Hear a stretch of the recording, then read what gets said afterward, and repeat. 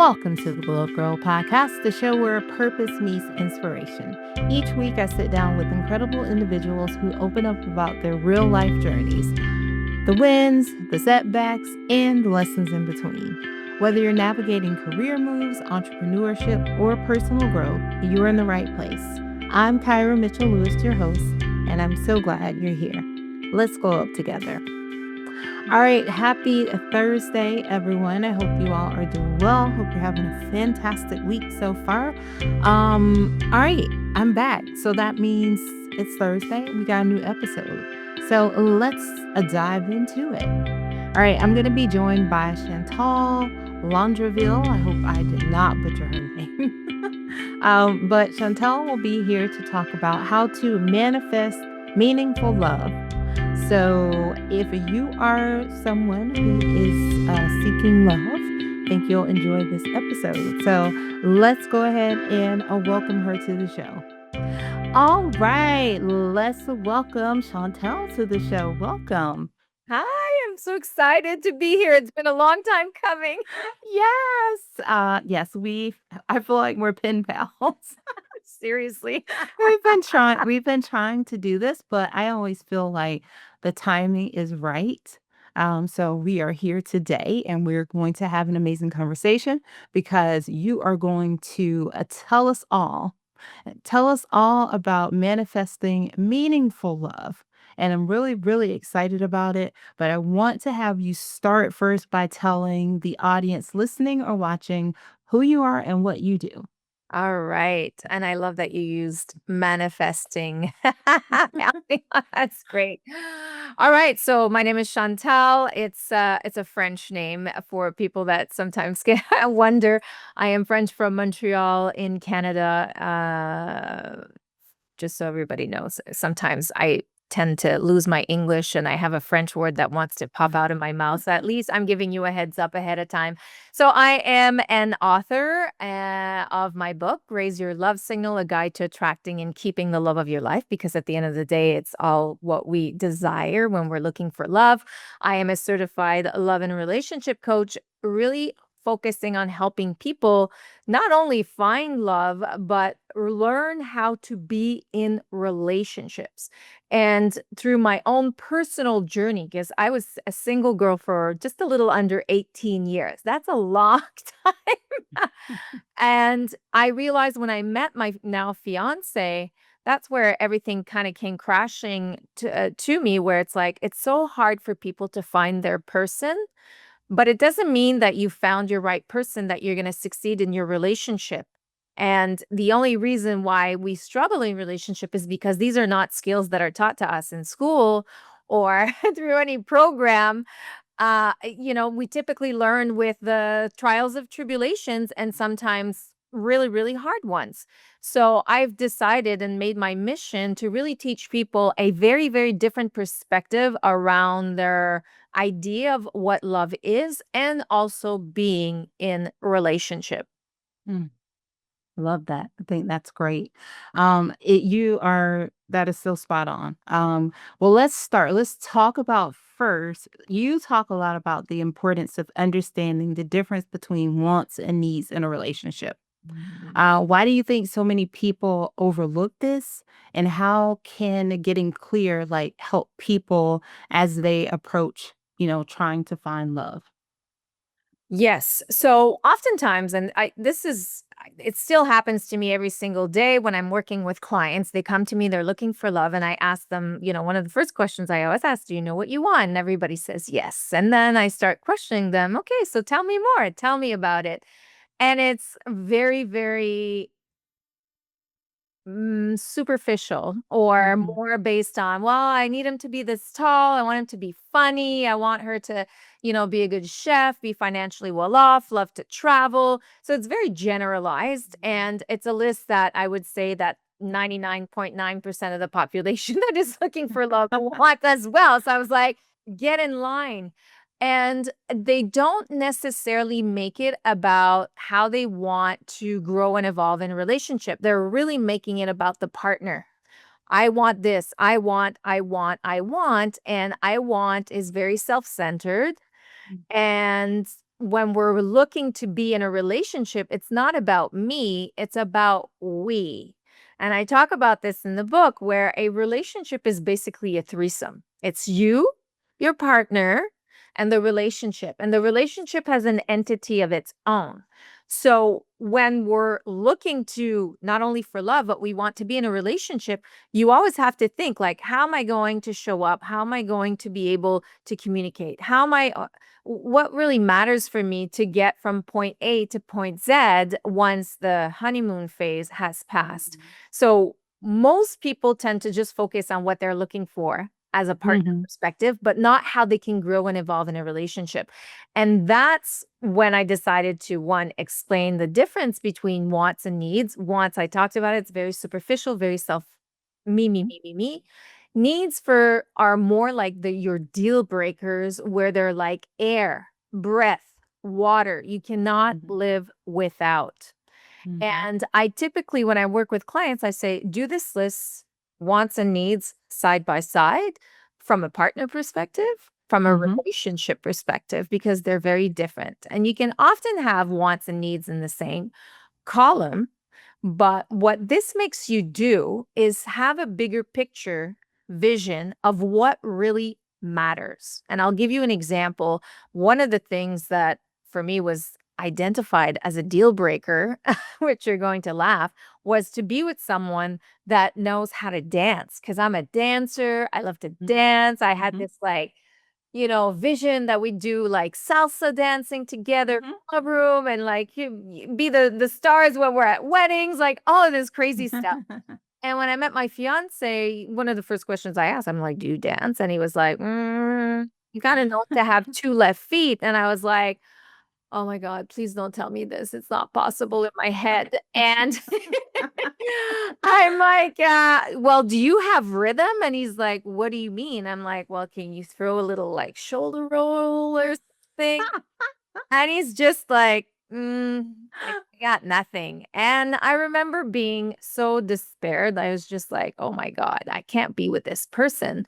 But because I had done this list and really gotten clear on what really mattered to me, which even though I thought dancing was an important component, I also had decided that I needed someone that was a great communicator, that was emotionally intelligent, that wasn't threatened by my big personality, that wasn't insecure, because I used to travel a lot back then and spend my time before my coaching business. I was in the wine industry. So, wining and dining and very, male dominated industry. So I didn't want to ever feel like I had to worry about, somebody feeling insecure. So when we started to get to know each other, I quickly realized that, you know what, at the end of the day, dancing is not what's going to make or break our relationship in the long run. And today, I mean, he will, okay, you want to go dancing with your girlfriends? I'll bring you, I'll pick you up. We're at a wedding and I said, I need one dance. And he's like, let me have 4 shots of tequila. I'll give you one, So we've made that. But I think it's really important for people to sit down and get clear on what really matters instead of being stuck in the fantasy. Because what we've been taught about love so far is the idea. We are in love with the idea of being in love. And love is not enough to sustain a long-term committed relationship. You need more than that. So hence why I was like giving a different perspective to people, and getting clear on what really matters makes you a better dater. So the more you know what it is that you want or need, and you're super clear on it, the more you will listen to your gut, because you've done the work. I'm clear. I'm clear that this is really important to me, and here's why. I make them do the exercise of why, because you really need to understand and be able to define it. Because if you're questioned on it, you know it and you can express it. It's like it's a different energy right there. So it's important for you to know your why behind your need and your want.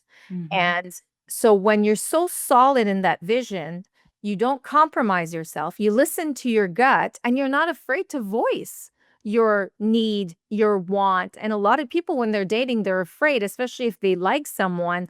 I can't ask for this. Mhm. I can't say this. At Mhm. the end of the day, you want to be liked for who you are, not who you're Right. pretending to be. Yeah. So for me, getting clear, and I call it in the book the eagle eye vision, because it's like you're seeing the bigger picture and you're seeing the Mhm. long term. Mhm. You're paying attention and you're observing how the person is acting, showing up, other than just the immediate fire that we often get trapped in, the lust, the Mhm. butterflies, the spark, as we like to call it. And Mhm. that stuff doesn't last. Mm-mm. Yep, Doesn't yep. last. Yeah. I love that because I think that's so very important. And I love that you talked about like sort of the superficial things of like someone saying, "Oh, they have to be I don't date anybody who's not 6 foot and they have to be over." And I'm like, I mean, and then you kind of think about that because I was thinking back to when I was younger and I'm like, yeah, I remember having that kind of list too, where it's like they have to have this type of job and because if I have this job, they have to have the same type of job, blah, blah, blah. And then you're like thinking, now I think, and I'm like, it's like good communication, Mhm. good, someone who's a good listener, right? Like having someone who you truly listens. And I think too, like it's important for people to like you mentioned, love won't sustain a relationship, right? It's the work. It's the work and that you put into it. Like every day you have to work toward being in a relationship, a marriage, whatever your situation is. And I think that those more solid foundational pieces are the things that will actually carry it. Those are the things that will sustain.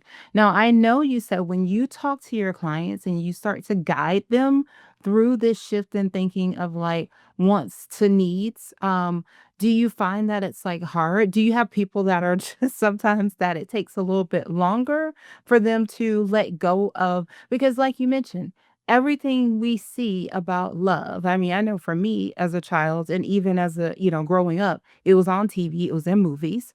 And it was like, oh my God, like this is what's gonna be like this. And life is a fairy tale and nothing bad ever happens. And you just like you find a person, you lock eyes, you're like, I love you, and then you just live. Do you have people maybe it takes a little bit longer, to make that actual shift into understanding that. Yes, I would say most women takes them a bit of an adjustment. Mhm, I don't do the fluff work, right? I do something different. And if you're looking for love and you've been struggling like I had for 18 years, I needed to do something very different to get different results. And we're often afraid to do the changes that comes with it and change our mindset. And I'm not teaching you how to get a lover.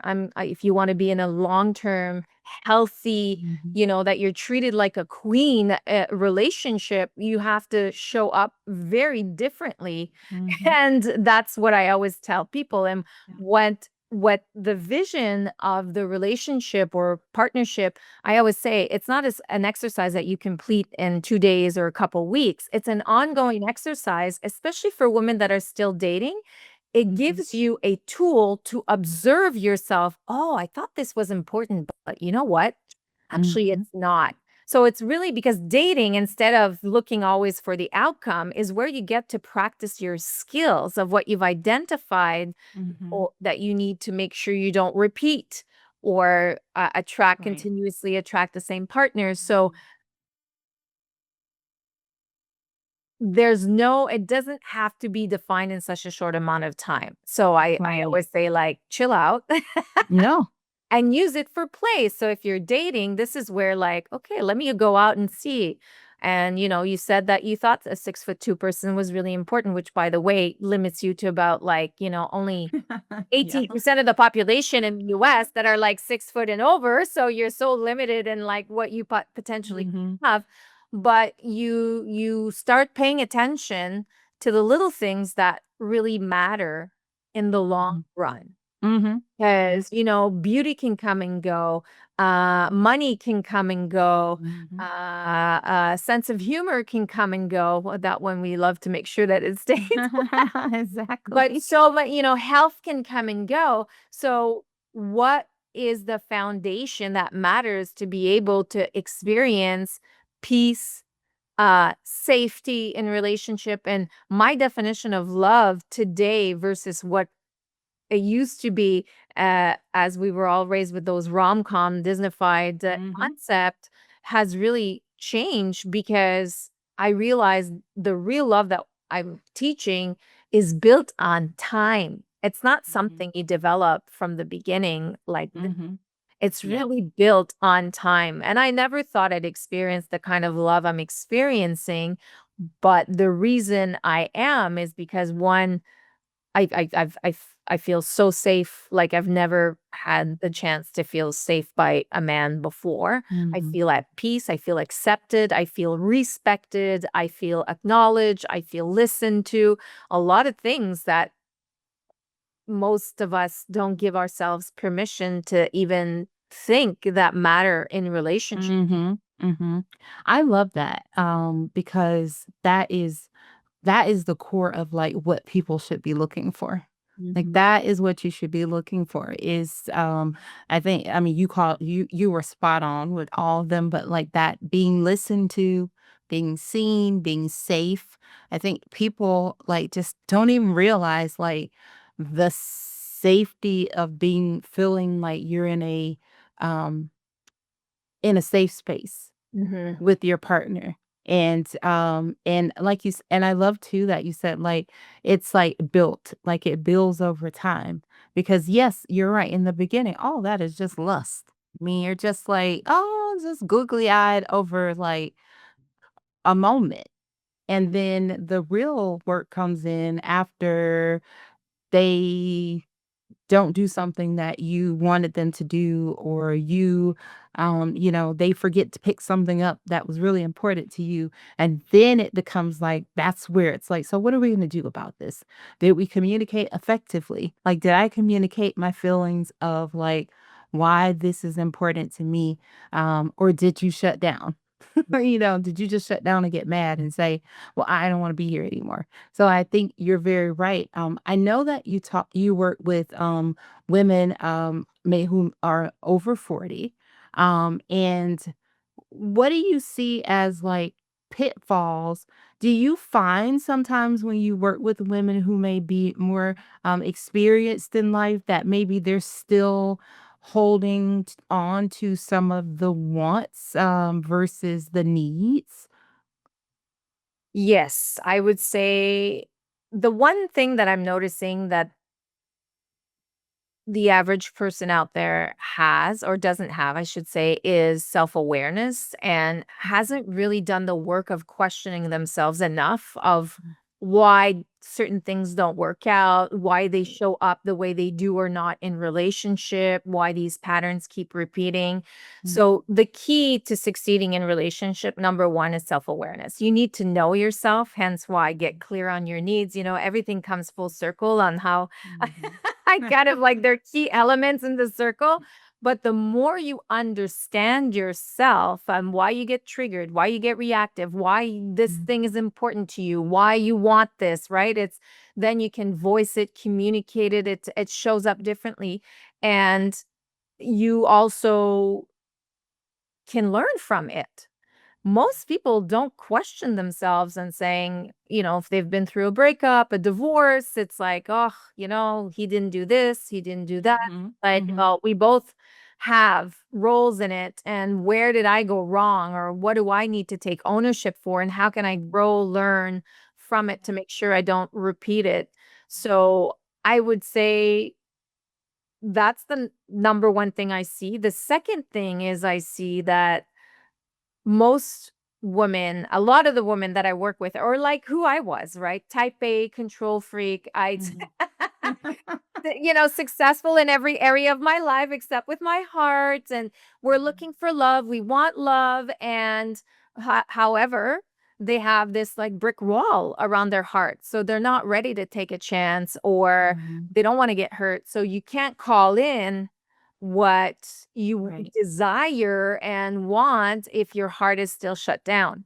So and they don't realize that. That's Mhm. probably the biggest thing that I see with women is they're so fearful of getting hurt.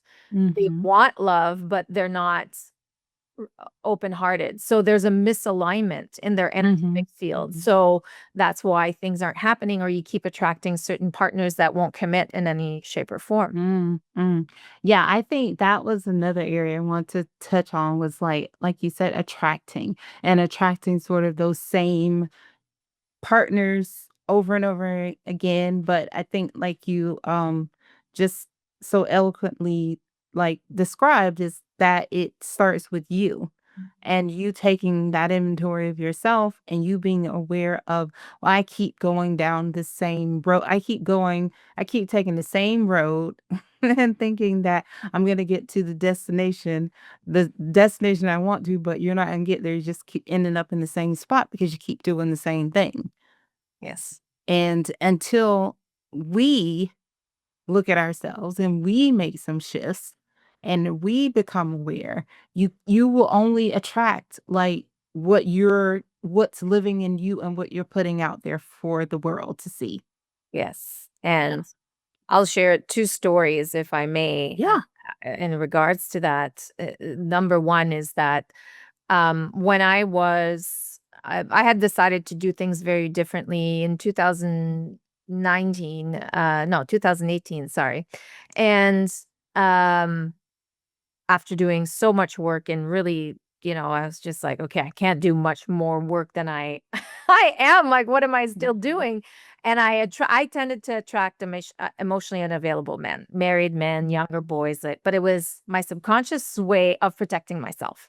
Mhm. For me, men represented that they are abandoning you as soon as you love them, because I lost my father when I was young. So let me circle back to the story in a second so I can explain this. We really need, so our first I example of love are from our main caregivers, our mothers, fathers, if they were around, and whether they were good, bad, whether they were there or not, that's the first example of love. So you need to understand your rooted relationship with what you saw your parents have as a relationship together, and the relationship you individually had with your mother and your father. Because when we talk about mommy and daddy issues, it's a thing, because they are literally our first example of love, especially for me as a daughter with my father. It's the first man I'm in love with, and he leaves me when I'm 2 years old. Well, little did I know it would screw me over Mm. for most of my life without even realizing it, because back then we weren't even having these kinds of conversations. This Right. is something that started much later.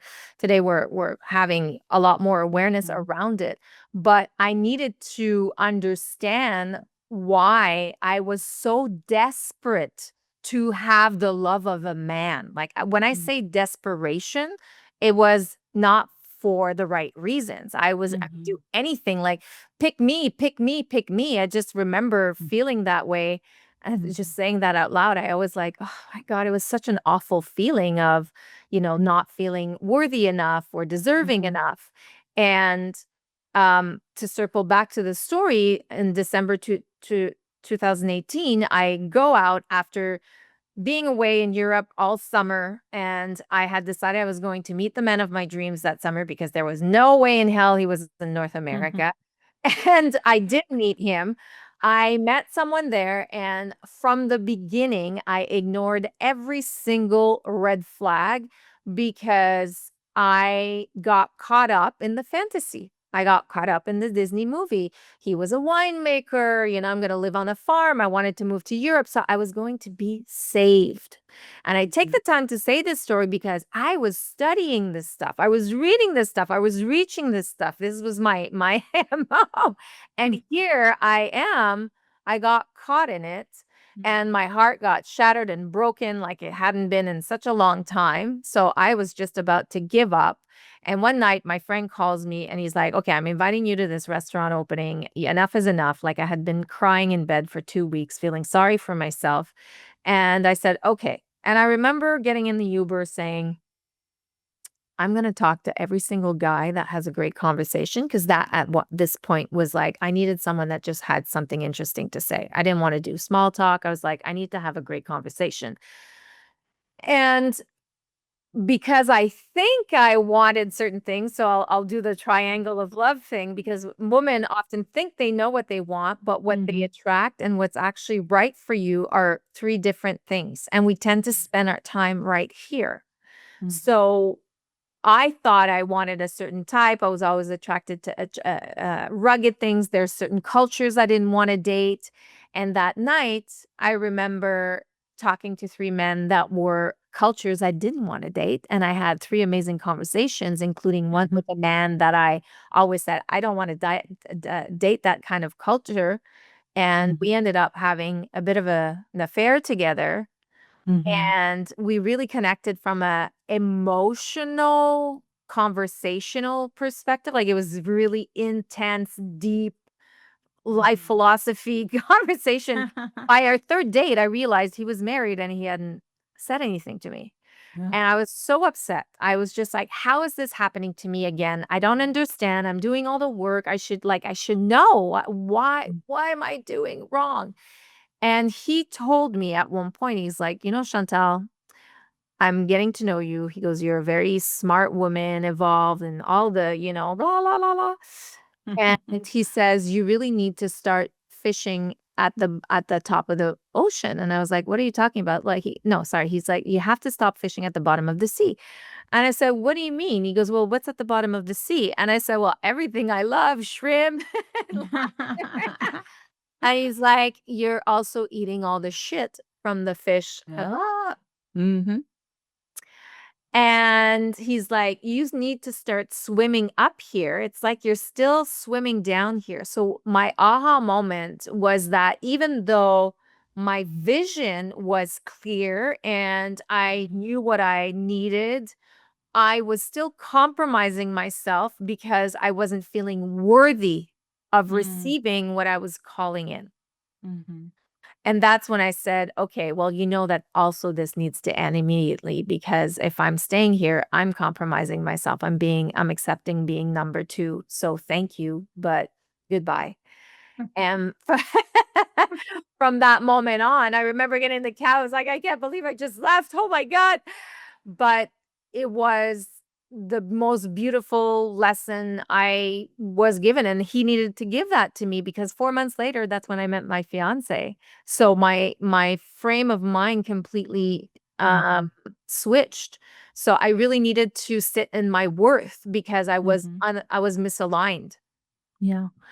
Thank you so much for your transparency, and sharing that. Do you find sometimes when you're working with clients that sometimes it's like that was a hard truth for you, right? Like you had to come to terms with someone and the message, came from a source that you didn't expect it to come from, obviously, but it was still a meaningful message and something you needed to do. Do you find that a lot of times a lot of women are struggling with like that hard truth of just saying like maybe yeah, maybe you are swimming at the bottom and you're getting all the wrong thing because there's insecurities within ourselves and things that we need to become more secure and more strong, within ourselves, and real, like you said, the clarity in knowing who you are.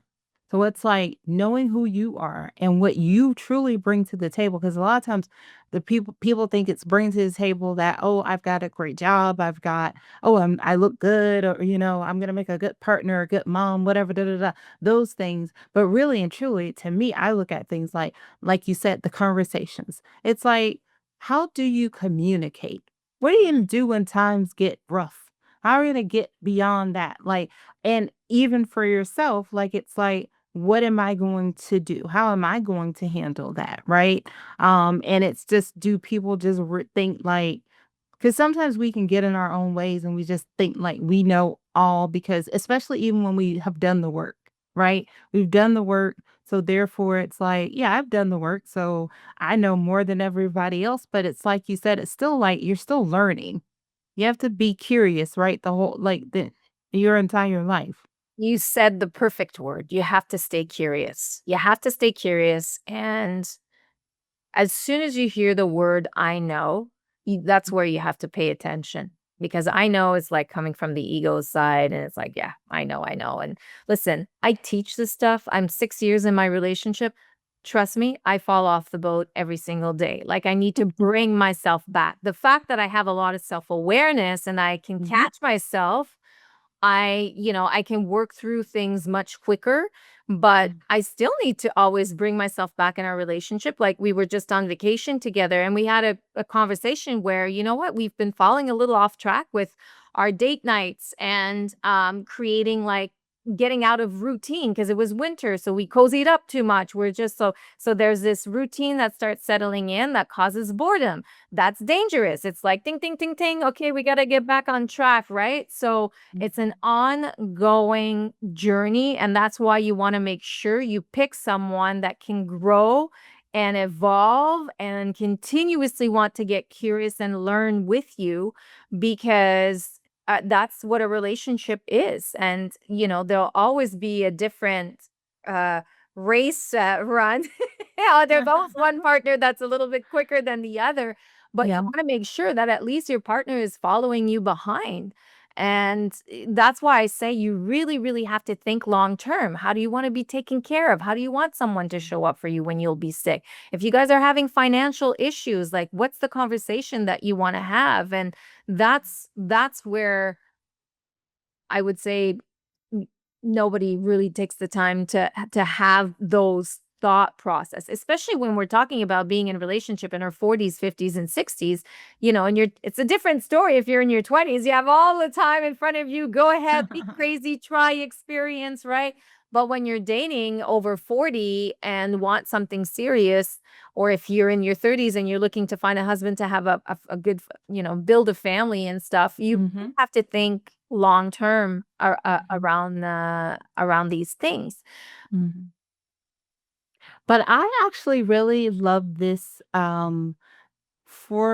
this formula, for lack of a better way of saying it, for young women too.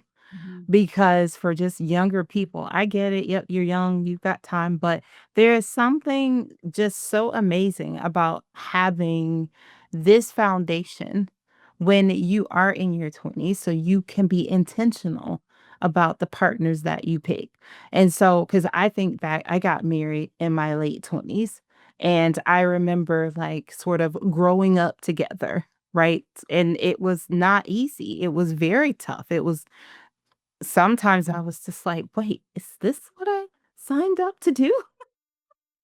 I'm Like, like, "Is this is marriage?" I mean, and so, like, and I think some of the things, like, if I'd known back then what I know now, as things like therapy and coaching and all those things came into like play for us, I was like, huh, wow. So I think it's really amazing that people have these tools and these resources, and you can start young and you can begin to understand who you are.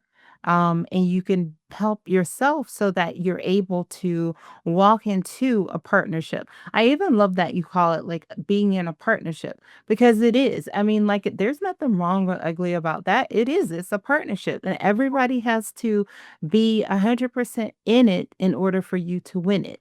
Like, because it does. If not, then what's going to happen? And I love that you mentioned this. Like, it's getting people together that want to evolve and grow together. And it's okay if one person's a smidge bit ahead, as long as the other person is like, well, I'm catching up too. It's when you have people who are like one person going and the other person's like falling behind, and they don't have any interest in trying to making the effort to level up. yes. That's when you're going to have a problem. Yeah. So I always say, in that list for me, and I say to women, think about attracting someone that's open Mhm. to hearing things differently, open to doing things differently, open, you want open minded. Yeah. I want to go back quickly to what you said with younger women. I was talking with my 16-year-old niece this morning, And that girl, I swear to God, is like, she's like going on 30. It's just, we have the same kind of conversation that we're having together. And she recently started seeing a therapist, and she's like, I love her so much. And I was telling her about you, ma tante Chantal, and how you were coaching me with my love stories and stuff. And she told me this. She's like, there's one thing you shared with me, and I use it all the time. And I'm so happy you taught it to me. And I was like, what was that? She's like, you said to say to people when they share their feelings, thanks for sharing that. I wasn't aware, or just like acknowledging someone's share when they share their need and communicate their need. And I was like, wow, for someone at 16 years Yes. old, Yeah. she's going to show up so differently in all relationships. Mm-hmm. So I agree. I think that women in their 20s are not as jaded, so they're more open to this kind of content. You still need to experience the experience in life to learn. You have to Right. how you Yeah. learn and grow from it.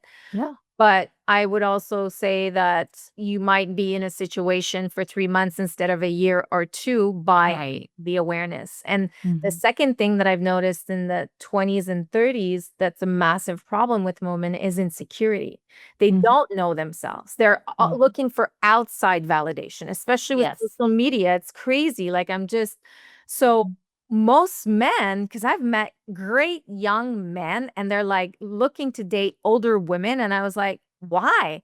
And they're like, because women in their 20s and 30s are insecure. That's all about their looks. They're not, and they're pretending to be someone that they're not. They said that, they were cool with me going to the ball game, and then they're freaking out. Why am I going?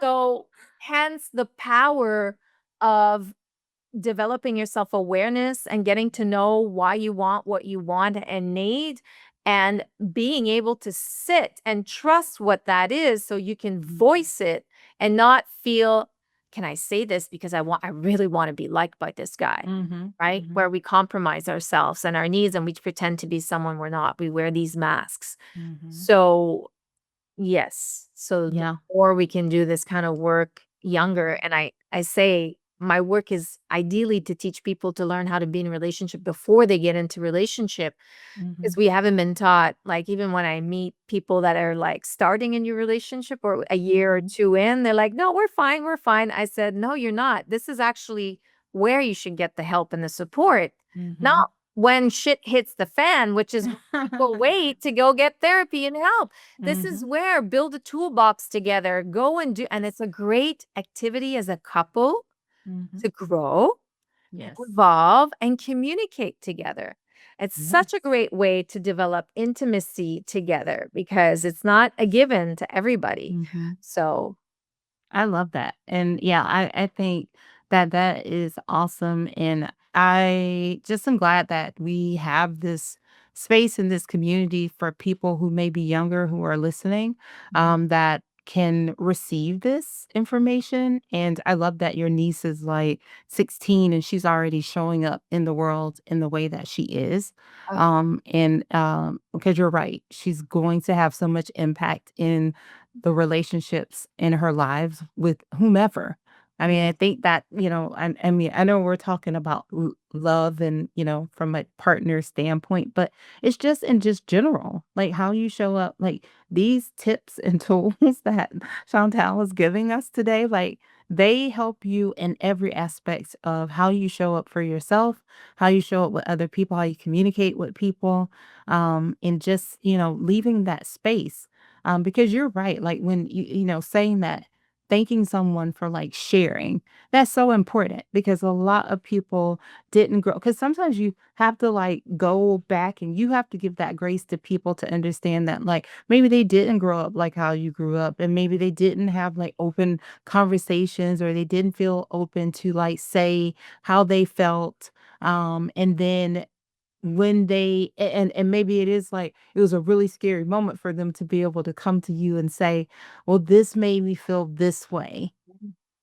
And so I just want to let you know, but and that just tell like that's because you've created a safe space and environment where they feel free to open up and to let you in. and Yeah. remove those that guard that they may have. So I think that's also an important thing for people to like think about, as you mentioned, sort of tying it back to how you were raised, how you were brought up, what you saw as a child, that those things still do. They still are with people. It's just like when you go to therapy. I mean, like therapy has to revisit the past in order. That's why you are the way you are. It shaped you. It Yeah. shaped you because every decision was made for you before you don't, you come into this world between 0 and 7. You don't make your own decisions. Your brain is still developing. It still develops until you're 22 years old. So everything is told on you. You can't do this. You can't drink this. You should be afraid of this. You're gonna not like snakes, right? Everything is decided for you. So that's why it's important to understand your childhood. Yeah. And I love that. So this has been such a great conversation. I feel like you have been just dropping all of the nuggets. I do want you to tell the audience how they can connect to you, how they can find your book, and all that good stuff. Amazing.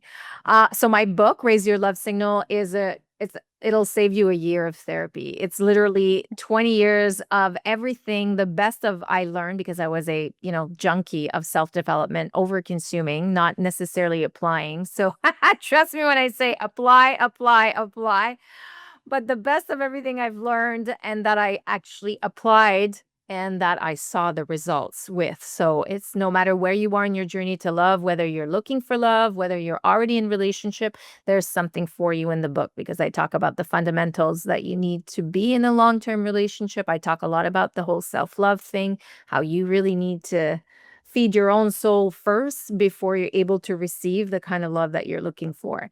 And we talk a lot about the wants and needs piece as well at the beginning of the book. So that can be found on Amazon, of course, the easiest platforms. It's on Barnes and Nobles, it's on Chapters, Indigo if you are in Canada, or on my website. You can click on my website at raiseyourlovesignal.com and it'll have all the links on where you can purchase the book. I am the most active on Instagram, which is my name, Chantal.Landreville.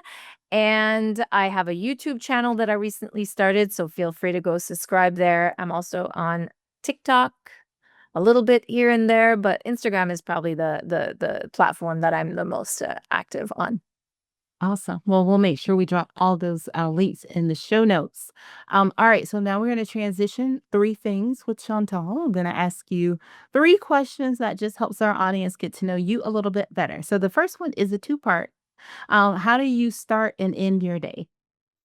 Ooh, I love that. So I always start by I sit up in my bed and I always start by doing acts of gratitude. Thank you for waking up and taking 3 deep breaths. Just being grateful for another day that I get to experience in health and vitality. And I typically meditate for anywhere from 15 minutes to a half hour. Well, it's more on a 15-20 minute period. And then before I go to bed, I literally do the same thing. I have a gratitude journal that's just like, what are the 3 things that happened today that I'm grateful for? And I journal. I'm a massive, massive journaler. If it doesn't happen at night, it happens in the morning for sure while I'm having my Awesome. coffee. I love it. All right. The second one is, what's a goal or an intention that you set for yourself this year? Oh, that's good. It's been a tough year for me. As I transition from working corporate for most of my life to leading a business, I've realized that I feel lonely. I've experienced Mm, feelings of loneliness because I am not in front right. of public on a regular enough basis. Coaching is happening more behind the scenes.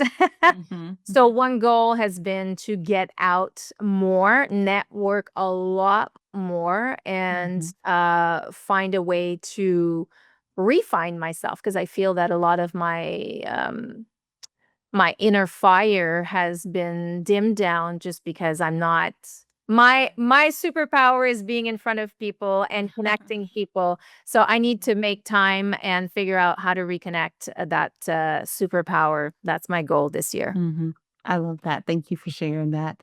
And the last question is, where are you currently finding inspiration? Oh, that's a good question. It's a two-part. So in nature for me is a really great way. I love to observe nature and what it gives to us, from sunsets to, you know, moons to full moons, I mean, to sunrises. I find a lot of inspiration in just like watching Mother Nature do some crazy stuff. And then I would say I follow a lot of great leaders that inspire me. I love to learn. If I could be paid to go to school, be an avid learner, like just to do that, to teach to my tribe, it's what I would do. There's a lot of amazing people doing amazing things right now, and including having these kinds of conversations around just being more intentional and really helping us reconnect with the lack of human connection that is happening into the world right now. So the the beauty of being where I am right now in my life, which is 100% authentically doing what I choose to do, not what I was told to do, not what I thought I had to do. I'm doing it from for the heart. So it attracts a different tribe, if that makes Mm, any yeah. sense. So I'm meeting fascinating people that are doing Mhm. really great things out there in the world. I've recently discovered David Gisham, which is a Kabbalah teacher, Mm. but his teachings are unbelievably inspiring, and he's a young guy that just has this beautiful, eloquent way of making a lot of the complicated stuff, the Mhm. supernatural stuff, very, very simple. Um, yeah, I listen to a lot of podcasts actually. That's Awesome. yeah. Yeah, I love that. Okay, so before I let you go, the final question I will ask is, what are three things you'd like for our audience to take away from our conversation today? Love that question. Number 1, um, really think differently on your approach for relationship, and ask yourself this question: am I in love with love? And what is my relationship with love? And what do I want my relationship with love to be? We talked about what love meant for us versus, Yeah. back then versus what it is Yeah. today. If you're out there looking to experience, relationship, it's really important to ask yourself these questions. Like, go in deep, because, getting with someone, getting married takes like 7 minutes, but we both know it takes like 7 years to really be married. Like, it's a whole other Mhm. thing. You have to. Number 2, self-awareness. Self-awareness, self-awareness. The more you know yourself, the more you can understand who you are, why you are the way you are, why you get triggered, why you get reactive, why you need what you need. You will be able to find a whole other level as well of self-love. And when I say self-love, for me, it's trusting yourself because you know yourself enough. You hold yourself rigid in your what you need, your boundaries when you communicate them, because I know me. I know why I need this, and I'm okay. And if you can't give me, or you're stepping over my boundary, or you're not respecting me, I will not compromise myself because I love myself enough to let it go. Mhm. And number 3, being in a relationship is a full-time job.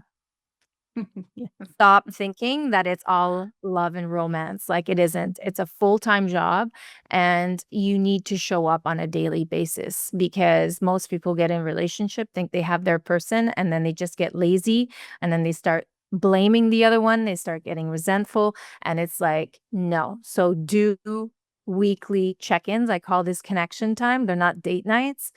It's about, how are you really? Like, tell me about your week. There's no distraction, there's no phone, there's no, like, I'm listening to you and we're connecting, which helps create intimacy.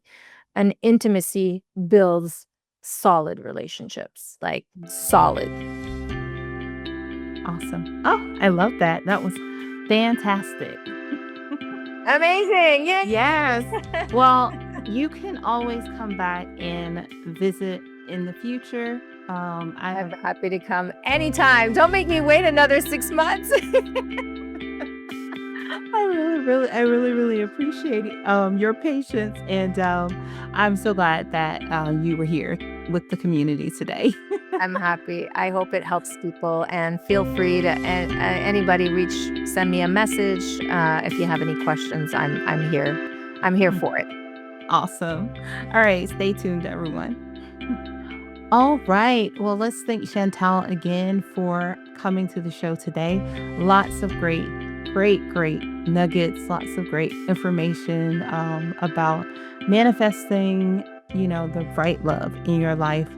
There was so many great takeaways. So I certainly hope that you all got something from that. It was a really great conversation. And yeah, I love that. I love that for us. All right. So make sure you check out the links in the show notes if you want to learn more about Chantal and her business, if you want to buy her book, or just reach out and connect to her on social as well. All right. If you'd like to learn more about Glow Up Girl, you can visit our site at glowupgirl.com. Go there. You can listen to past podcast episodes. You can sign up to be a guest on the show yourself if you are interested. Also, if you're listening to this episode and you're thinking, oh, this person would benefit from this conversation, make sure you're sharing with your friends. Like I always say, sharing is caring. All right. If you're new to this community, I want to say, first of all, thank you for stopping in and welcome. I hope you'll come back again. If you've been a member of our community, I want to say thank you from the bottom of my heart. I really appreciate all the support that you all give. If you're on a platform where you can rate a review, would love it. Thank you so much in advance. Also, if you're listening and you want to watch this episode, make sure you check it out on our YouTube channel. We are at Glow Up Girl. Lastly, if you have a topic, know someone I should be talking to, make sure you send them over to the website, one, to sign up on the Be a Guest form, or you can send a DM on Instagram, or you can send an email to hello@glowupgirl.com. All right, that takes care of all the business for today. Again, I want to thank Chantal for coming and sharing with the community today. I want to thank you all for taking time out of your day, wherever you may be in the world, to listen in. All right, and so until next time, stay focused, fab, and glow up. Take care, everyone.